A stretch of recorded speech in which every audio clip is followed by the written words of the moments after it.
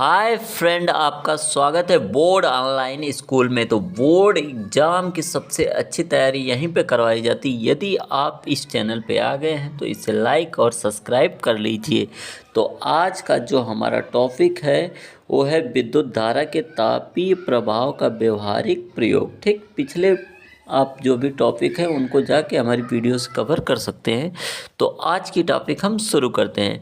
विद्युत धारा के तापीय प्रभाव के प्रयोग में हम क्या जानेंगे कि विद्युत धारा का जो होता है तापीय प्रभाव के कारण जो भी ऊर्जा का कुछ भाग जो होता है खर्च हो जाता है ताप के रूप में, उससे कुछ चीज़ें बनाई गई हैं।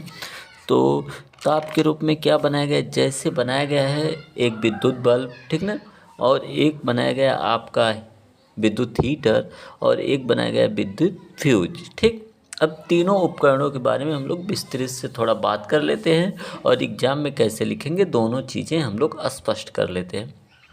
तो विद्युत बल्ब देखिए, इसमें क्या होता है कि इसमें एक तार लगा होता है टंगस्टन धातु का, जिसमें आसानी से ताप प्रवाहित हो जाता है, जिसका गलनांक होता है 3380 डिग्री सेल्सियस। ठीक ना, इसका गलनांक क्या होता है 3380 डिग्री सेल्सियस। ठीक, तो ये हो गया हमारी मोटी मोटी बातें।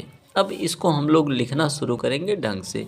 तो लिखेंगे विद्युत बल्ब, हेडिंग डालने के बाद लिखेंगे बल्ब में एक प्रकार की विद्युत धारा के रूप में एक चालक तंतु होता है जो टंगस्टन धातु का बना होता है। तो बस आपको ये याद रखना है कि वो जो तार होता है वो किसका होता है, टंगस्टन धातु का, जिससे आसानी से ताप प्रवाहित हो जाता है और इसका गलनांक 3380 यानी 3380 डिग्री सेल्सियस होता है।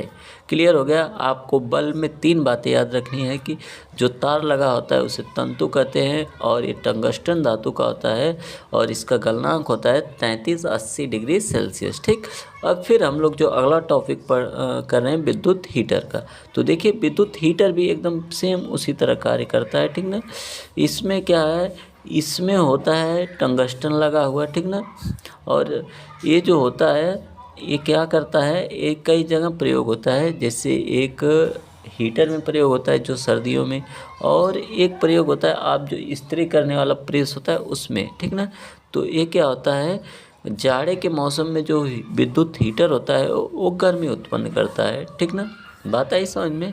तो बस आपको इतना जानना है, विद्युत हीटर आप देखे होंगे ये क्या करता है कि जाड़े के समय में एक गर्मी उत्पन्न करता है। ठीक, और इसमें भी क्या लगा होता है, टंगस्टन धातु।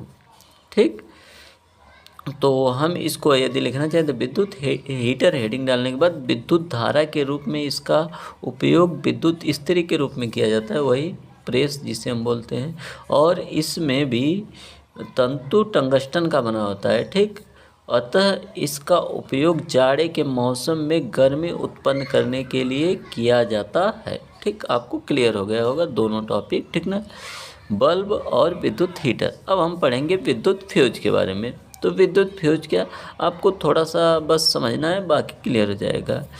ये क्या होता है कि जब आप बोर्ड वोर्ड देखे होंगे तो एक फ्यूज लगा होता है, फ्यूज कंडक्टर, जिसके जब ताप अधिक होता है तो ये सुरक्षा प्रदान करता है, ये तार खुद गल जाता है। ठीक ना, तो आप देखे होंगे बोर्ड में लगा होता है ज़्यादातर सॉकेट के रूप में, तो इसे बोलते हैं विद्युत फ्यूज। अब हम लिखेंगे कैसे, विद्युत फ्यूज यह एक विद्युत का उपकरण होता है जिसे हम घरों में उच्च विद्युत धारा प्रवाहित होने की स्थिति में सुरक्षा के रूप में लगाया जाता है। ठीक, तो उम्मीद है आपको ये तीनों टॉपिक क्लियर हो गई होगी। अगर क्लियर हो गई है तो वीडियो को लाइक, शेयर और सब्सक्राइब करिएगा, और नोट्स प्राप्त करने के लिए हमारे व्हाट्सएप नंबर से संपर्क कर सकते हैं। और बोर्ड एग्ज़ाम की अच्छी तैयारी के लिए आप हमारे चैनल के जो भी पिछले वीडियो के जो भी पार्ट हैं उनको आसानी से आप देख के क्लियर कर सकते हैं। ठीक ना, बहुत ही बेहतरीन ढंग का कंटेंट है, बस आप लाइक, सब्सक्राइब, शेयर कीजिए, और कोई चीज़ है तो उसे कमेंट में करिए, हम सुधारने का प्रयास करेंगे। आपका एक प्रयास हमें बहुत आगे लेके जाएगा। तो धन्यवाद, जय हिंद।